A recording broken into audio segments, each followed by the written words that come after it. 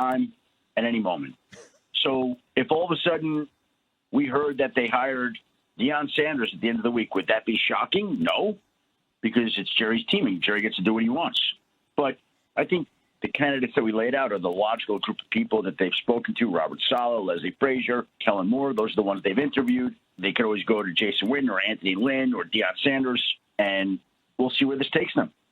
Considering the fact that Brian Schottenheimer interviewed yesterday, their current offensive coordinator, I think I am going to be shocked if Deion would get that job, because everybody that they're interviewing would indicate that Jerry Jones just wants to coach the team. Jerry wants to coach? Not actually, but figuratively. Brian Schottenheimer. No, I'm serious. No, I mean, it's getting ridiculous. Give him the whistle. The candidates that he's interviewing, I mean, what are we doing here?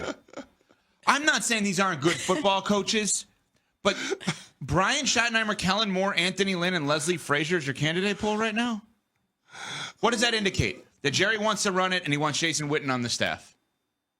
I mean, I'm not trying to be rude. Leslie Frazier, Anthony Lynn are accomplished coaches, have been head coaches in the league. It's great that they're getting another opportunity. Kellen Moore, okay, but like, is anyone that impressed with Kellen Moore? And no. Brian Schottenheimer? What do we? Oh, every indication is Jerry wants to be in charge and he wants Jason Witten on someone's staff.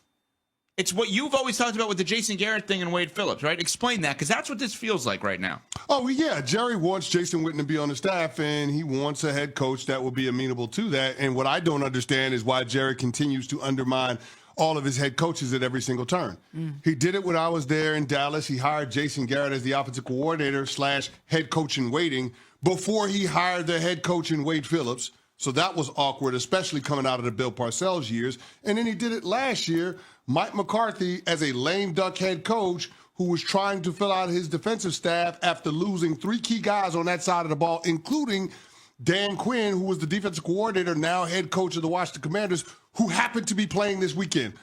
They didn't have an opportunity to fill those vacancies on the coaching staff on the defensive side of the ball with the best and brightest minds, because you had a head coach on a 1-year deal. So if you're an assistant coach around the NFL, you're not going to sign up to be on the staff of Mike McCarthy knowing that he could be gone after a year, because you're going to be, in fact, looking for another job. So it doesn't make sense to me that he continues the same pattern of behavior with undermining his head coaches. And then he can't figure out why his team can't get to where they want to go. It's because there's no consistency in terms of messaging and a chain of command. There isn't. And until you change what you're doing, the results on the field are going to be the same. That's why every other team in the conference has been to the conference championship game over the last 30 years, except for the Dallas Cowboys. Well, you know, one of my favorite sayings, if you're not changing it, you're choosing it. Yeah. And right now the Dallas Cowboys are actively choosing to not be as good as they could be. They're actively choosing to put the spectacle and the headlines and the relevancy over winning. So it makes all the sense in the world to me why they're taking this approach, because it makes no sense to the rest of us. And that's typically what it is with the Dallas Cowboys. That's the narrative. They operate in a completely different way than the 31 other teams in the NFL. Well, they didn't think they were going to be in this position, right? I think Jerry Jones got caught flat-footed. He didn't expect that Mike McCarthy would have as much interest in league circles, and he didn't think McCarthy would walk away from continuing to be the head coach of the Dallas Cowboys under the conditions that Jason Witten be a part of the staff. But as a head coach, you want the opportunity to be able to choose your staff. And Mike McCarthy said, to hell with this. Rather than staying here, I'd rather be a coaching free agent and see what else is out there, rather than be saddled with somebody that I don't necessarily want or need on my coaching staff, especially knowing how Jerry is tight when it comes to wanting to pay coaches, right? Remember that Mike McCarthy had to shrink his staff to some degree during his tenure in Dallas. So why would I want to continue to stay and be your head coach under those circumstances? You wouldn't, which is why McCarthy walked. And so if you're Jerry Jones right now, enough with the half-hearted measures. Make the bold decision. Hire Jason Witten as your next head coach and be done with it. That's clear who you want right now. You want Jason Witten to be on the staff. Hire him as your head coach. See if Brian Schottenheimer will be your offensive coordinator. Hire Leslie Frazier as your defensive coordinator. Flank Jason Witten with as many former head coaches as you possibly can. Yeah, Anthony Lynn, who's been experienced in that organization, was the running backs coach when I was there under Parcells. Yeah, hire all of them? Just hire all of them. Hire all of these guys that have head coaching experience as his coordinators, assistant coaches, so on and so forth, and let Jason Witten be your guy. At least then you have a chain of command. At least then players, coaches, everybody in the organization knows the full support of the owner is behind the guy that has the title of head coach.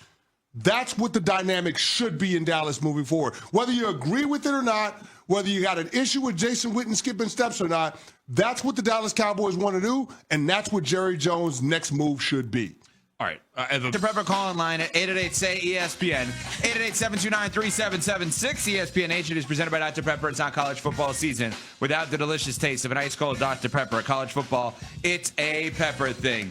Welcome to all those watching on ESPN2, all of our great ESPN radio stations across the country. Sirius XM 80, the ESPN app. We are presented by Progressive Insurance. Along with Michelle Smallman, Chris Canty, I am Evan Cohen. Good morning, everybody. Good morning, my neighbors. How's everybody doing? I'm good. You just asked yourself a question and answered it. Yeah. Well, I was answering amazing. I was answering your question. That was who was that? Quentin Williams of you who sneezed and then blessed himself? Remember that? Exactly. I was answering your question, but then I also wanted to ask you guys how you were doing. So I led with the one before I asked you, before I said how I was doing. That was amazing. Smalls, hello. Hello, everyone. I, too, am doing well. There you go. I'm whatever. I'm always whatever. Whatever's a win for me. I'm just counting down the moments. Not to live. I don't mean that. Oh, sorry. What? No. He's so dark. No. Your self-talk is terrible. No, sir. that's not what I'm talking about. No. Tell them. Tell them, please. So yesterday, before we get into the NFL and everything else, yesterday there was a big trade with draft picks with the Suns, which will eventually, I think, impact the Jimmy Butler trade. That's Correct. what he's talking about. Thank you. That's all he's talking about. Yes. Seriously. It's like, it's going to happen any moment now, so I'm waiting for that moment of this massive 4 or 5 way deal. Like, but I thought you were supposed to be okay with it already. No, though. but here's the problem with him, Canty. The problem?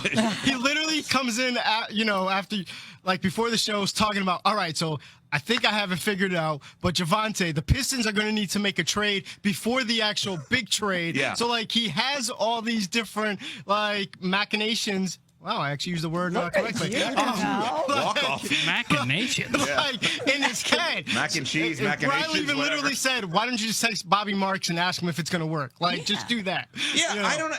And they're like, yeah, that's what you're supposed to do. I'm like, you want me to just randomly text Bobby Marks, our ESPN front office insider, with my weird NBA tax-related questions?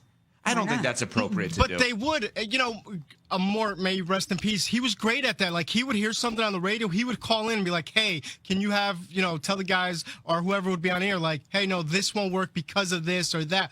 They always do that. Bobby reaches out. All right, well, I don't know that I have that relationship to just randomly, hey, you should Bobby. Try it. Let's try it. Let's try it. You want me to send your number? You should Bobby, text this him is and see if Evan he Cohen answers. from Unsportsmanlike. Quick question. Does a Pat Connaughton trade dump need to be in one trade or two trades? Do it. For salary cap You should absolutely do it. I'm not comfortable to do that. I will text him, Bobby.